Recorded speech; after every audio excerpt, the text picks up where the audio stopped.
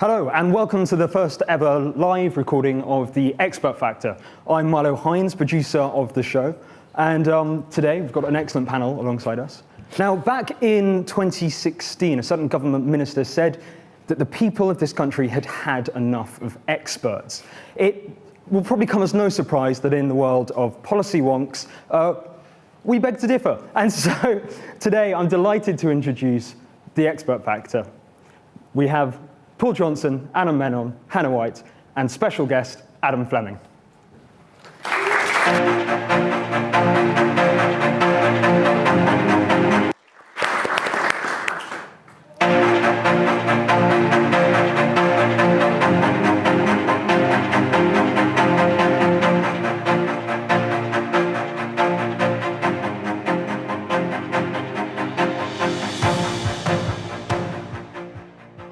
And welcome to this first ever live recording of The Expert Factor, the new podcast from the Institute for Government, UK and a Changing Europe, and the Institute for Fiscal Studies. So let's introduce ourselves. I'm Hannah White. I'm Director of the Institute for Government. I'm Anna Menon, Director of UK and a Changing Europe. And I'm Paul Johnson, Director of the Institute for Fiscal Studies. And today, for the first time ever, we are joined on the podcast by a special guest. And I'm delighted that that guest is Adam Fleming, presenter of the BBC's Newscast podcast. Hi. Hit podcast. Hit. Yeah, that's contractually obliged. Also, can I just say, I've just sat down at this table, and in front of me is an Institute for Government notepad that's got lines on it, almost like a sort of exam paper. Yeah. Is this? Do I have to fill this in? You will be tested. Okay, I'll start now. Yeah. Thank you for having me. Do take Thank notes. You. So, as all our listeners, and we have an ever-growing number of them, I'm pleased to say, know The Expert Factor is the podcast for people who haven't had enough of experts. Every week, we take a step back and tackle the big questions facing government and British politics. And this year, it could be a huge year for British politics. We think it's not easy always to get past the spin, the rows, the bias, the posturing, to really work out what on earth is going on. And we think that people want to know, and that's why we put this podcast together. Adam, I wanted to pick your brain as really the sort of expert on podcasts here. We're just the new kids on the block. It's very weird for me being a veteran. Like, I've never been a veteran. You are the veteran in this context, so we're all looking up to you and going to hang on your every word. We have seen a lot of new podcasts this year. Some of them even feature women. But do you think that Laura Kuenssberg was a founder member of the Brexit cast family, remember? And Catcher. So there were a lot of pairs of men talking to each other. Yes. Often very interestingly, but anyway. Do you think this is proof that people want to get past the headlines and actually sort of understand a bit more what's going on, or is it? Oh, totally. Well, the first thing to say is that it's very exciting to be working in a growing market. Like as you've discovered, like there is space for everybody, and because most people in Britain haven't listened to a podcast yet, that means the potential for further growth is really good. And working in mainstream media where the story is a lot of decline, that's quite exciting. But the even more exciting thing is as you were alluding to there, it proves people want depth, detail, and nuance. And so we have a little dashboard that shows the average listening time on an episode of Newscast, and it's definitely up in the top 20-something minutes. And so that's people listening to, for example, the episode that we're recording today. The first 20 minutes of that is a really detailed discussion about Yemen and the Houthis and the military action. And people will listen to that, and they will get so much more than if you're just scanning the website or listening to the news bulletin in the morning. And we've also learned that the BBC as a whole, from the kind of the Brexit cast experience, that the audiences love hearing you showing you're working as a journalist. And one of the things that people used to keep saying to me, Chris, Laura, and Katja during the Brexit cast days was, it's really exciting to hear you trying to work out the answer to something you don't know, as opposed to being this know-it-all who stands outside Parliament or outside the European Commission telling it like it is, actually just going, oh, I'm not sure. Do you think that comment by Michel Barnier meant that? Well, actually, no, it reminds me of something that he said 2 months ago. And if you put it together, and people loved hearing us just kind of joining the dots in real time. And that's what you guys have been doing as well. And also you just get all this amazing quality advice for free. And I'm just thinking, how much is George Osborne paid by that bank? And actually you can listen to him now twice a week on his podcast, saying all the same stuff for free. I have to say, when people tell me that they enjoy the RFG podcast or this podcast, I always feel slightly alarmed, because you really do just feel like you're sitting in a room chatting to your colleagues, or having the discussion you would have exactly as you say about what's going on this week, what do we think that means, what's happening, and then people say, "Oh, I really enjoy the podcast," and I think, my goodness, there are 10,000 people listening to us. Yeah, and also the other thing is, it's like, so there's two things that people I think discount a bit about podcasts because they just take it for granted. Number one is just they're very user friendly. They are there at the click of a phone when you want it. So straight away, that's just more user friendly than a news bulletin on at a certain time, or a website where you've got to like scroll through lots of stuff that you might not be interested in. And second of all, that personability.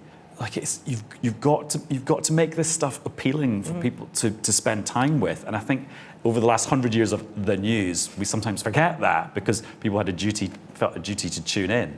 But now you've got to make it palatable, and being yourselves and having a nice, heaven forbid, enjoying yourself while you're doing it. That's really infectious, and that brings people along with you. That's very important. Anna, do you think politicians have sort of fully adjusted to the world of podcasts? Do you think they all sort of get the way in which audiences want to interact with this sort of material? Well, former politicians certainly have.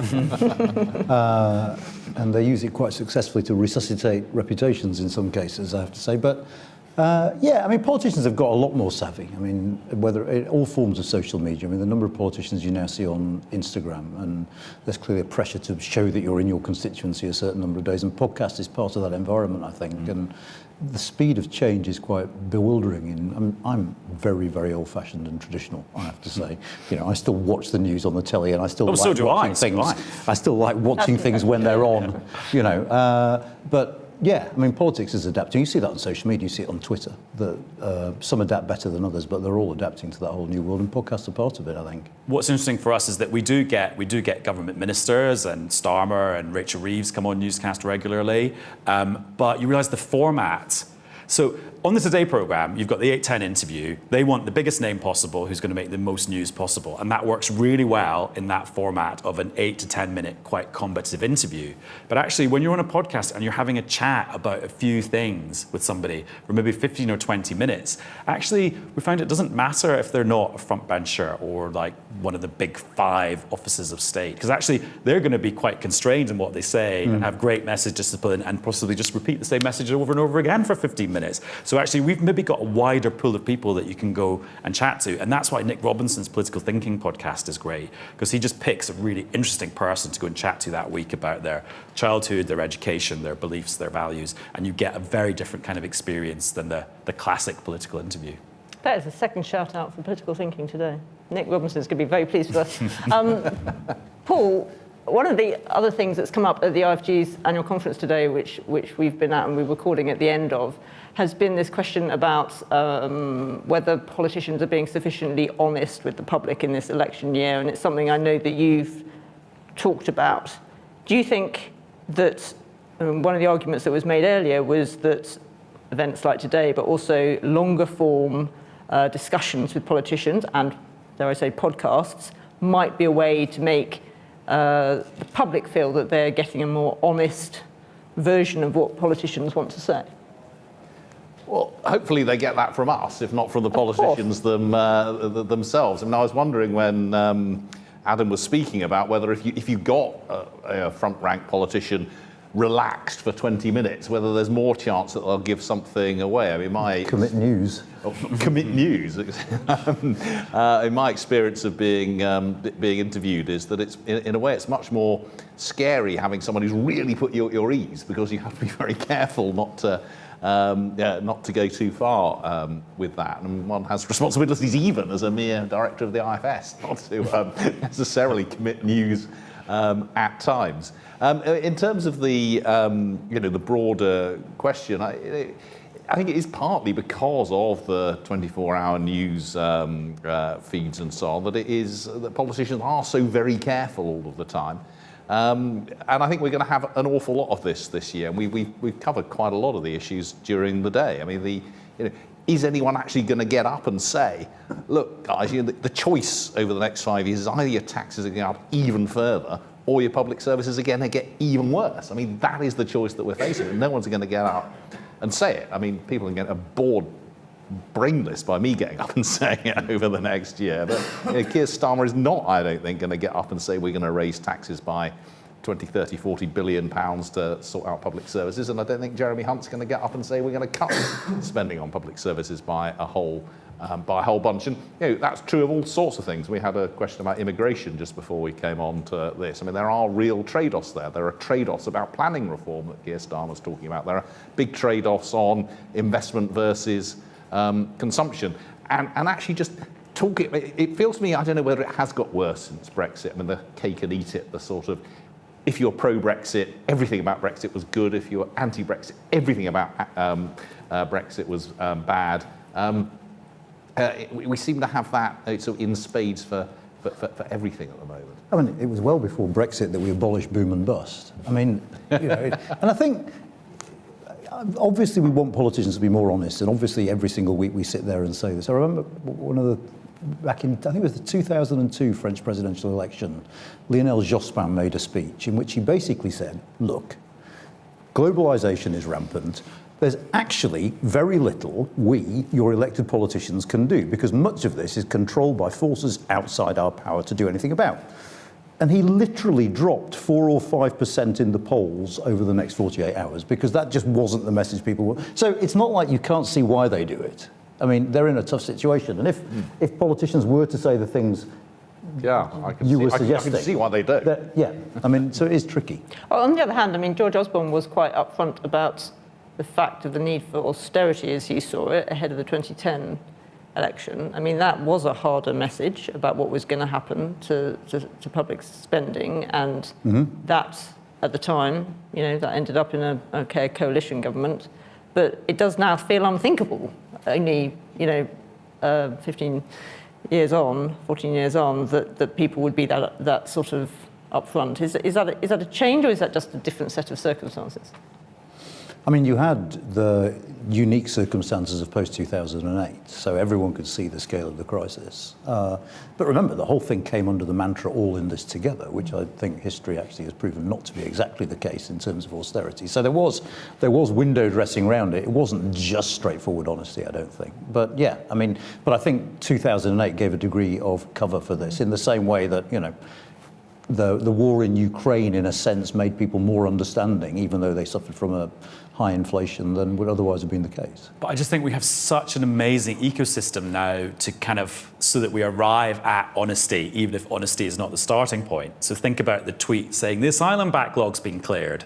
Yeah. So that tweet existed in isolation at about 7:23 a.m. that day, but by 7:23 p.m., anyone who'd paid attention to any news in whatever form, whether it was a Radio 2 news bulletin at tea time, or a discussion on PM, or a whole episode of Newscast, or I don't know if you did a podcast that day, will have known there was a lot more to it than just that claim. So actually, we were a lot closer to honesty by the end of the day than that brief period. I mean, that tweet only got to live on its own terms for a few minutes. But I remember thinking on that day, because the BBC website was quite punchy that day, and I thought, blimey, there must be as in reporting it, as in reporting it straight from the start, as saying, actually, let's bear in mind these 4,500 cases. That, I mean, it's not always like that, though. Well, no, but again, that headline and that story evolved pretty quickly and in a much more nuanced way throughout the day. Yeah. So you'd think, wouldn't you, that if that is true, that would iterate back into the way that politicians then choose to communicate, because you would hope, think, well, this isn't going to work, because the figures are out there, and somebody's going to pick us up on that. But is that too much to hope for? And this is, somebody call us by proxy earlier crushingly naive or something. Yeah, I mean, yeah, that's probably true. I mean, they must do it for a reason. But and also, it's just when we're talking about there's a thirst for depth. I mean, but at the same time, at the other end of the spectrum, things are getting more and more squished, and what's even smaller than a bumper sticker message now, like a Twitter graphic is less than a bumper sticker, isn't it? And this isn't a room full of normal representative voters. That's the other thing. What do you mean? Just to give Nick Robinson another point, I remember before the 2017 election, he did these focus groups up in, I think it was Halifax, and he was doing them regularly, and I think it was about 2 or 3 weeks out from the election. He's sitting down with these 12 people in Halifax, and he says, And this is the point at which we were all sort of being sort of physically ill whenever we heard the phrase strong and stable, because we heard it so much. And he said, I'm sure you're all familiar with this phrase strong and stable, and none of them had heard it. So there's that as well, isn't it? Is that politicians aren't trying to get our attention. They're trying to get the attention of the normal voter. And the normal voter actually, I don't think, isn't that plugged into this sort of thing. And also you then got to remember there's all these areas where politicians or political messages being communicated where we're not hanging out in. So a local Facebook group campaigning against a low traffic neighbourhood in a place none of us live. Who knows what sort of political messages are going on in there, and that obviously is only going to sway a few people and not be decisive to any kind of result nationally. But I think this upcoming election will have to put a lot of effort into making sure we're in places that we sort of don't naturally inhabit, so we can see that. And I was just chatting to Mariana Spring, our disinformation correspondent, and she does this great project on Americast, a non-Nick Robinson sponsored podcast, where she's got these undercover voters, where she's got a whole load of phones with social media profiles designed to represent different demographics in America, so we can all see what messages they're getting. And it is pretty scary, but then lots of things about American politics are scary. And she's working out, is there a way of doing that with the cohort of British undercover voters, so that actually we can be in that Oxford low traffic neighbourhood Facebook vigilante group. So, I join it? I live in the middle of it. There we go. Should never make assumptions. so speaking of... Should cut down any speed cameras. No comment. Speaking of sort of campaigning tools that most people pay no attention to, Paul, manifestos. Great segue. Taking no notice of me. One thing I remember is, I can't remember which journalist it was, saying they knew that a certain politician or party had lost it when they were talking to someone on the doorstep and said, but the IFS says. And they said, at that point, they knew that they'd lost all contact with their electorate. I'm sure that wouldn't be true today, Paul. How important do we think manifestos are now, other than to people like us who scour them eagerly? I mean, they're useful and interesting in terms of things that they tell you. I mean, the last election was very odd. I mean, we had the sort of the Labour manifesto, which was about 1,000 pages long and had an enormous number of policies in it in huge detail. And had another book attached as well, didn't it, to it? And the Conservative manifesto with almost nothing in it at all. So, manifestos can be very different things indeed. And in a sense, it's almost the sort of the very high level message. What the manifesto is telling you tells you much more, I think, than looking at a lot of the detail. But equally, again, when you talk to at least some politicians, they do take this pretty seriously. I mean, they don't go out there on the whole to then break the pledges they've put in there. They think very hard about what goes in there, whether these are things they really want to do. And I think that's one of the things that slightly worries me about you. I suspect this time round we'll get two manifestos which look much more like the 2019 Conservative manifesto. In other words, pretty empty things, because they're worried about putting too much detail in there, but nevertheless, I think give us some sense of at least direction. And I just always remember that time Philip Hammond was Chancellor and he put up the rate of national insurance contributions for the self-employed, which some people have argued is a very necessary corrective in the tax system.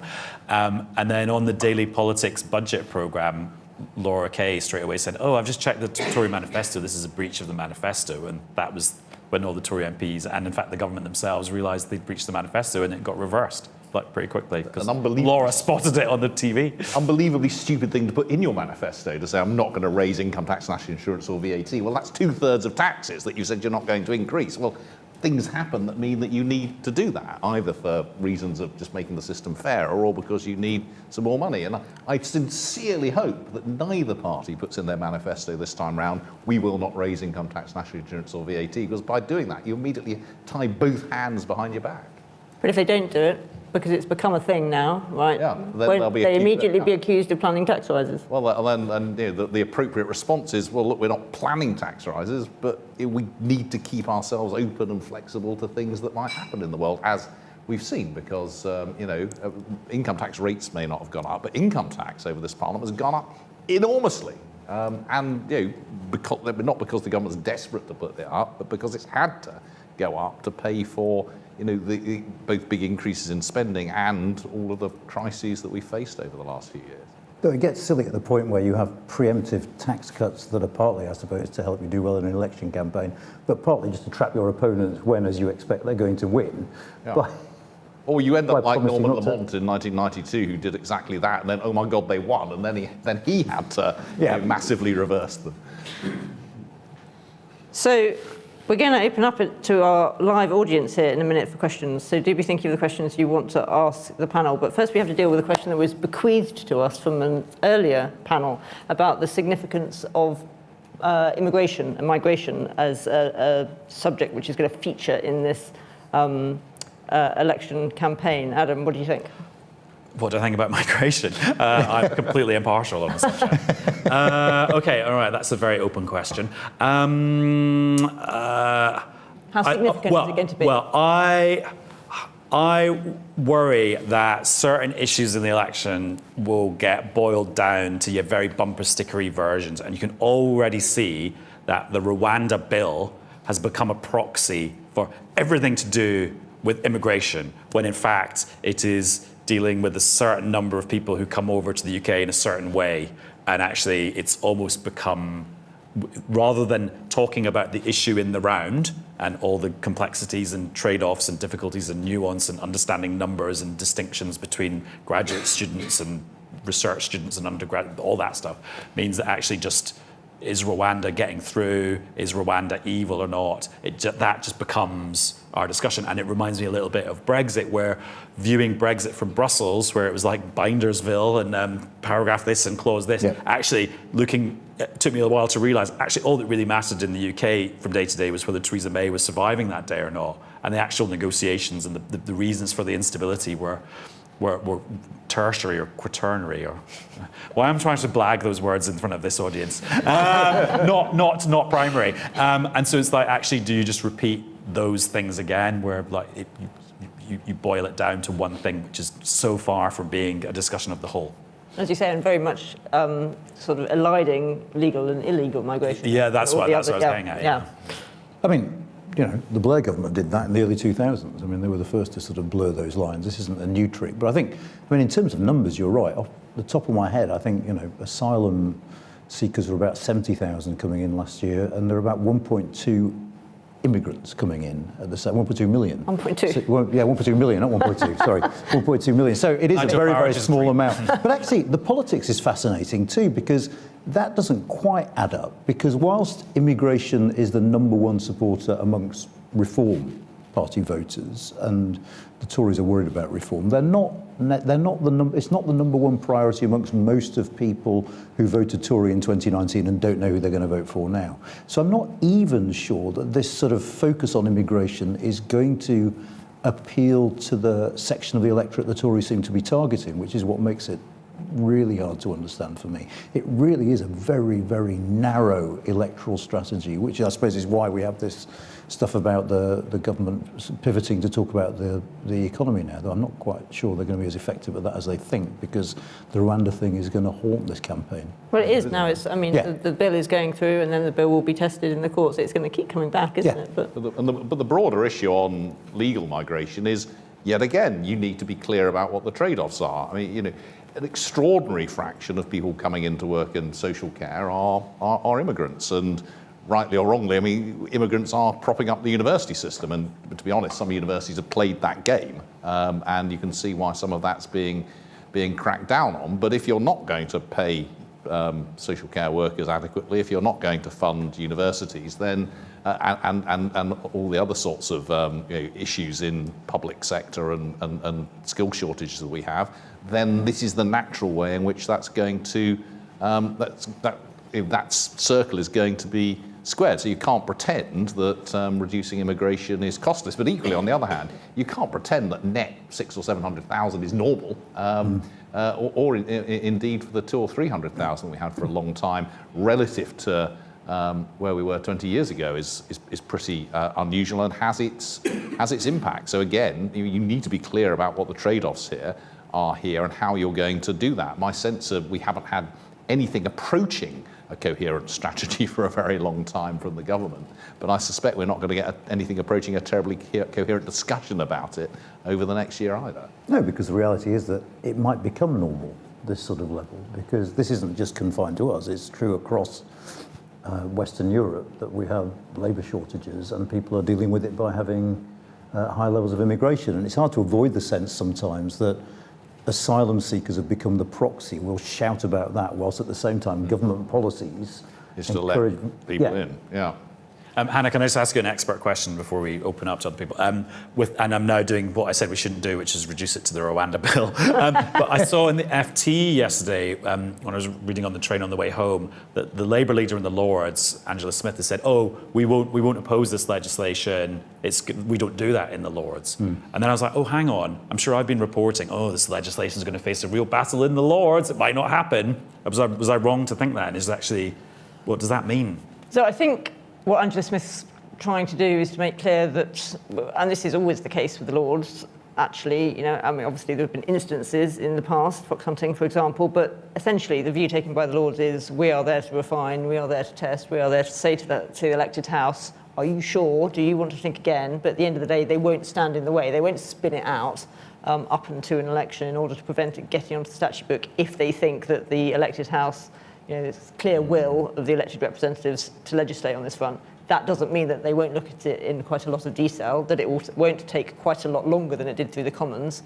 I mean, it's the latest example in the Commons, I think, of a bill which, 10 years ago would have gone into committee for some weeks, and MPs would have really thought it was their job to look at in detail, and actually, and there were good reasons to do things in what's called Committee of the Whole House, when everyone gets their say on the floor of the House, and all the different parts of the Conservative Party, in particular in this case, can have their say. But a couple of days scrutiny in the Commons, I think the Lords will think actually this needs properly looking at. There are some important issues of principle here, and they will want to send those back to the Commons. But I think that they will think, actually, this is the government's policy, and ultimately, therefore, the bill should get on the statute book, and we'll see if it works at that point. And last night we got some crag. Constitutional reform. Constitutional Reform and Governance Act. Is that one about passing treaties? Always good to have some crag. Yeah, I mean, I think unleash the crag. Glad you explained that. I mean, I think the interesting thing about that was just how much it highlighted how little control Parliament has over treaties. That we've entered a world post Brexit where we're entering into a lot more treaties, and if you compare the say that our Parliament has over whether a treaty the government wants to enter into becomes law to almost any other country, we don't get a say at the beginning in setting a mandate for the negotiations. We don't get a say at the end. The Lords can pass a motion saying, we don't think we should ratify this treaty, and it has zero effect. Well, you remember that lengthy scrutiny of the Trade and Cooperation Agreement? Well, indeed, Yes. yeah, that was something to hold. And just to go back to what you were saying, Adam, about the sort of Mariana's work and the misinformation and so on.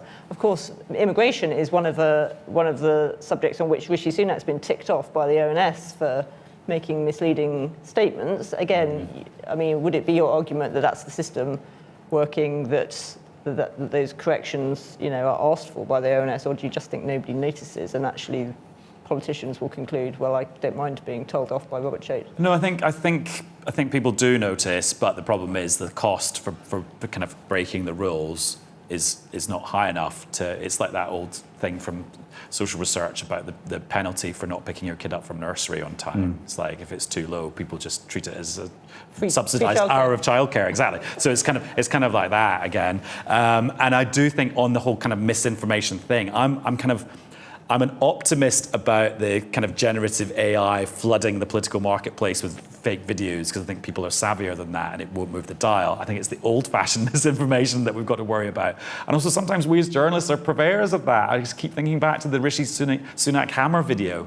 Don't know if you remember that from last year when he was visiting a jewellery workshop, and there was a video where he was tapping something with the wrong side of a hammer, and I could see how this is going to play out. I was like, I suspect he's being told because there'd be some jeweller's thing that you hit the hammer that way, but of course it was too late by then. So actually they then get hoisted by, is that being hoisted by your own petard if like it's being used against you in the other direction? So I just think misinformation, like the old school misinformation and us just getting things wrong is a far bigger threat at this point in humanity than Great. the much kind of sexier, exciting AI stuff that people seem to be really worried about now. Even more to worry about. Thanks, Adam. Additionally, Okay, we're going to get to some questions from the audience.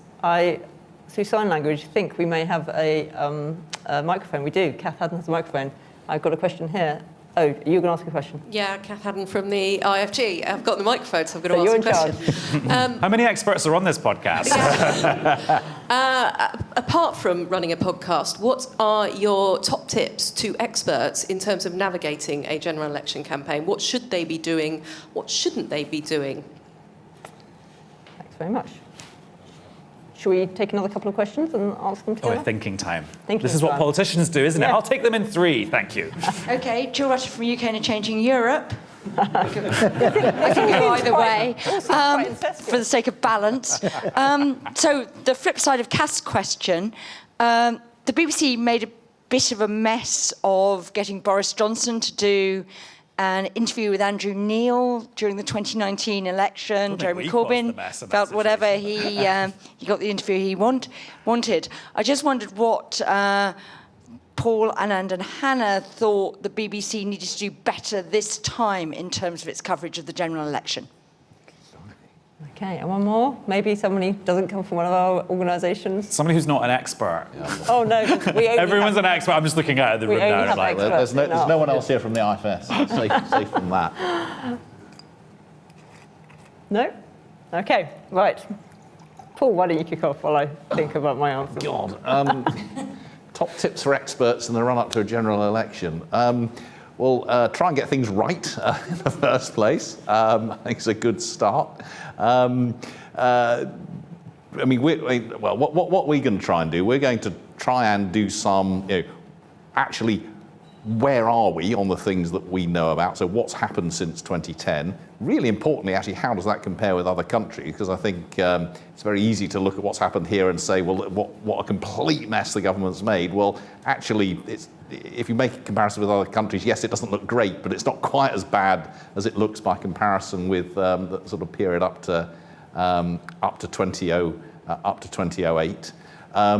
Lots of choices about how much. So we're going to do quite a lot of work on Labour and Conservatives. We come under quite a lot of pressure to talk about SNP and Lib Dems and Greens and Reform and so on, but actually you think very carefully about what resources you've got, and it's actually really difficult to do all of that with what is generally, most experts have a relatively small level of resource. Keep to things that you're expert on, I think would probably be my number one piece of advice. And don't worry too much about saying the same thing time and time again, which I rather suspect I'm going to be doing when it comes to the question of, is there money for tax cuts? How much money is there for after the election and so on. So those are my thoughts. Those are my thoughts on that, and happily I've already forgotten what Jill asked. what would the BBC What do should the better? BBC do? Why is the BBC so rubbish? What could the BBC? We're just saving you from having to Well, answer that question. clearly have more experts on. Just to advertise that Hannah is going to be on Question Time this week, following Anand Thank you a very week or much, two Paul. ago, and me a few weeks before that. So they are doing they're getting things right. They are getting more experts. Should we get you on these prepared shows. and boo the fellow panellists, just so you get used to the sound of You it? could do an edition of Question Time with just the three of us. Right? God, imagine. Jesus. As we run up to as we run up to the election, actually, the expert factor could be on the BBC. There we are. That's what the BBC could do better. Top recommendation. Excellent. Anand? So, so just from our experience, our organisation is odd because we use academics and we try and get them to do things that are accessible. So the first rule for us always is clarity and using normal language. I remember during the referendum campaign, and the referendum campaign was a really weird time. We could go to a public thing and you'd have 500 people in the room really wanting to engage. And we had a colleague on from a university I won't mention the colleague's name, political scientist, who about 20 minutes in wanted to start talking about societal cleavages. And the audience just started giggling. Right? I mean, societal cleavages is a perfectly valid thing to say in the context of a political science seminar, okay? But he didn't learn, he just kept doing it. So it's about the language you use sometimes. It's about just expressing yourself in terms that your audience can grasp very, very easily. It's about avoiding normative terms. I've seen a couple of colleagues come a cropper during conversations about Brexit by using the word should. You know, there are basic words you don't use. And the other thing that I found, and actually this got me a clap on Question Time about 3 years ago, is being able to just say, we don't know. You know, actually, whatever they're saying, they cannot possibly know that because no one knows the answer to that as yet. There isn't enough evidence. It's going to take some time. So beware anyone who is expressing a firm opinion about it. So they're probably the three. And I have to say, with the BBC, my BBC intake is quite often things like BBC Breakfast and Radio 5 Live. And I think they're superb on the news, actually. I think 5 Live in particular can be a bit bolder, I think, than some of your flagship news programmes because they have a different sort of scrutiny, less probably. And they're usually, in the referendum and both elections we've had subsequently to it, they've been quite creative and genuinely interesting. So sorry if that's just fawning praise. But I'm sure Adam's not averse to fawning praise. I mean, in terms of advice to experts, this is advice which I sort of we try to take on for ourselves here and sometimes fail on, but so passing on from our own learning. But the thing and most experts don't do this, but sometimes the risk is don't forget about devolution. There's too much discussion which ends up being a discussion of actually what's going on in England, and journalists sometimes, you know, come a cropper on this. And, you know, I just think it's so annoying for people in the devolved nations when that happens. So that's like a really sort of noddy thing, really, but something that, as I say, we sometimes get wrong and try not to. In terms of the BBC, so many ideas. I mean, one of the things I think has been really you can use your notepad now. Yes, actually, yes. Sorry, point taken. I mean, so a positive and a negative. So the stuff I've really enjoyed from the BBC recently have been some of the podcasts and longer series looking in depth at some policy issues. One of the things we do at the IFG is a series of, we're doing a series of reports looking at what we call chronic policy problems. And it's basically just looking at why some things are just really hard to solve. And I just think in the run-up to the election, when we're going to get some kind of glib, high-level, you know, we've got an answer on this, actually helping educate people about why some things are just really difficult. And sometimes that's the politics, and sometimes, you know, it's just things to do with behaviour change or whatever it is. So, you know, maybe that's a very good series that the IFG can do for the BBC on policy problems. The other thing, I mean, the more negative one, the feedback I have heard quite a lot recently, actually, sort of unsolicited from people when, you know, for whatever reason, they've heard I've been on the Today programme, is that some of the mainstream flagship news is just too binary, and the kind of the sense that everything is sort of always set up as an argument is obviously going to be a feature of an election year, but trying to find the other voices and bring those in, I think, is something which is people would bring people back to some of the people who've been drifting away from some of those. Do you want to defend the BBC? Well, I will take those points on board and use the smidgen of influence that I have to move things in the right direction. So the point about binariness, yeah, it's interesting. When I was listening to the Today programme over Christmas, and I'd been off for like a whole week by that point, which is quite rare, though I'm about to go on holiday for 2 weeks. And it wasn't Nick Robinson, so I wouldn't name who it was. And I just thought, oh my God, why? If you know the answer, why aren't you Prime Minister? And that was just after like 6 days of not being in the BBC bubble. And I thought, actually, and I did We're all guessing, aren't we? Yeah. And I did spend a bit of time then thinking about why had I thought that and why did I not think that before? And it's because I've immersed myself in a slightly different way of doing it. So the classic way of achieving accountability is to interrogate somebody from the opposing point of view and to assume that they're not telling you the truth or that they're wrong or they've missed something out, which is why those interviews are like that, because that's the classic model. But the newscast model is to have a chat with somebody to understand where they're coming from and to sort of interrogate what they're doing on its own merits in their mind rather than from the assumption that you're wrong or it's not right. And the other programme I do, Antisocial, which is on Radio 4 on Friday lunchtimes, at very odd times of the year, it's not on all year, but what we've done there is, and it's about the culture wars, is and we have somebody from one side of the argument and somebody from the other side of the argument. Rather than pit themselves against each other, we're trying to get the two people to understand where they're coming from themselves. So I'll be asking them lots of questions to excavate where their views were formed, and also to just understand the other person a lot more. So you can have the appearance of a binary argument, but it be much more about what's going on in that person's head on their own terms.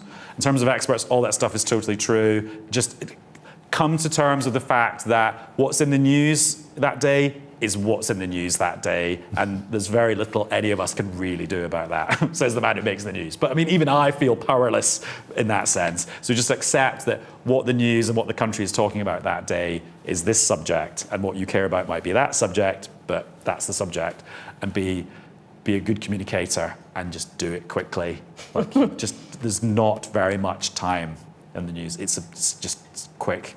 Even podcasts, you still run out of time. Yep. Seamlessly bringing us to... As we are going to Wine do. o'clock. Are there any more questions from anyone in the room? There's one here.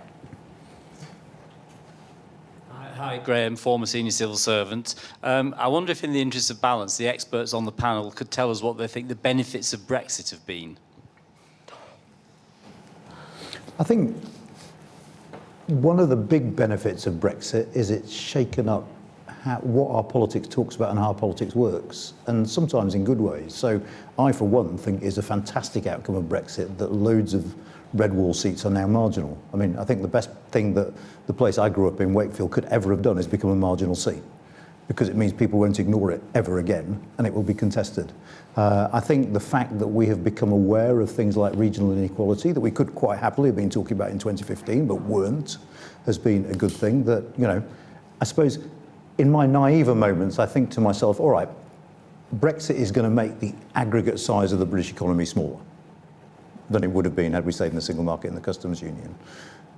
But given the right political incentives, it might make it a slightly fairer one, because we recognise very, very belatedly that these regional inequalities exist, and they're pernicious. And they're pernicious in a way that counts to politicians. They make voters change their behaviour and vote against you because they've had enough of it. Maybe that will end up being a long-term benefit.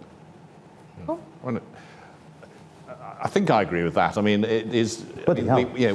We were discussing regional inequalities beforehand, but I think the real change, I think, is it was a hell of a shock for the established order, as it were, and I think that will and has to some extent led to a reduction in the degree of just taking things for granted, or taking people for granted, taking voters for granted, taking attitudes for granted.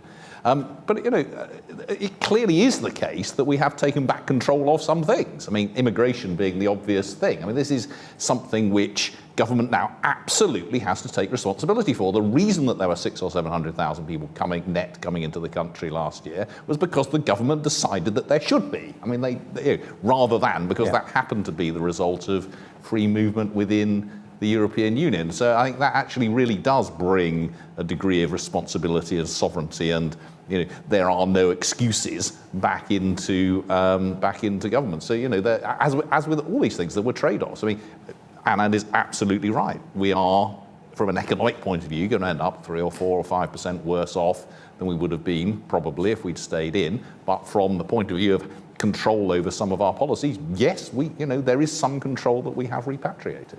Yeah, I was going to say the same thing. I mean, I think that it's refreshing, the constant refrain when things are happening that people don't like, for it not to be, well, it's the fault of the EU. I mean, it sometimes is, with immigration, it's the fault of the French or whatever now, but that sense in which actually it's made clearer what the decisions are that our politicians are actually making on our behalves, and that they can't just say it's the fault of the EU that this has to happen. The risk around that, of course, is they look for other people to blame. Yeah. And I think we have seen some of that in relation to the civil service, for example, that actually, if we can't get a policy to have the effect that we want it to have, maybe it's the fault of the civil servants not trying hard enough, has been a bit of what we've moved into. Or judges. Or judges. Or the House of Lords. Speaking completely personally, the advantage of Brexit was that I learned so much about how the country functions, whether it's constitutionally, democratically, parliamentarily. The disadvantage is I put on more than a stone in Brussels. So, yeah. And built up a large collection of binders. Yes, many of which are still there. Because I had to leave when COVID started with literally what I could carry. And I've prioritised my clothes over It's the, like interesting. Shame over the on you. binders. Shame on you. That's history left behind. Okay, well Stored. That It's is archived. all we have time for. Many thanks to all of you who are watching at home, to our brilliant audience here at the RFG, and to everyone who submitted a question. Sorry we couldn't get to all of the questions you might have wanted to ask. We are planning a special question time version of the podcast. So if you have any questions that you would like to hear us answer, just email them to podcasts@instituteforgovernment.org.uk. And we will have a look at those. So until then, many thanks to Adam Fleming for being our brilliant first guest. Thanks for having me. It's goodbye from me. It's goodbye from me. It's goodbye from them. See you next time.